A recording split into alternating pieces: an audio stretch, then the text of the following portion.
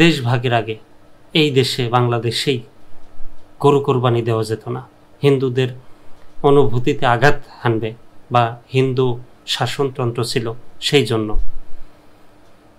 তো এখন কোরবানি হচ্ছে, তারপরেও সেই গরু খাওয়ার জন্য, গরু কোরবানি দেওয়ার জন্য, গরুর গোশত খাওয়ার জন্য বিভিন্ন সময় বিভিন্ন ধরনের কথা বলে থাকেন পার্শ্ববর্তী দেশ থেকে, এবং সেই দেশের নাগরিকদেরও, মুসলিম নাগরিকদেরও অনেক সময় অনেক ধরনের কটু কথার শিকার হতে হয়, বা অনেকে মারধরও খান, আবার অনেকে মৃত্যুবরণও করেন এই গরুর গোশত খাওয়ার জন্য।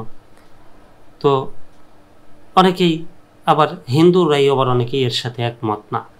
তারা বলেন, আপনারা তাহলে গরু বিক্রি করেন কেন? গরু বিক্রি করেন কার কাছে? গরুর মাংস পাচার বলতেছি, রপ্তানিতে ভারত কিন্তু বিশ্বের অন্যতম।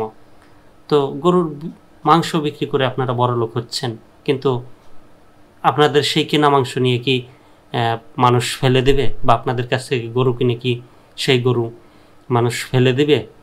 এটা কি ধরনের ন্যায় হলো?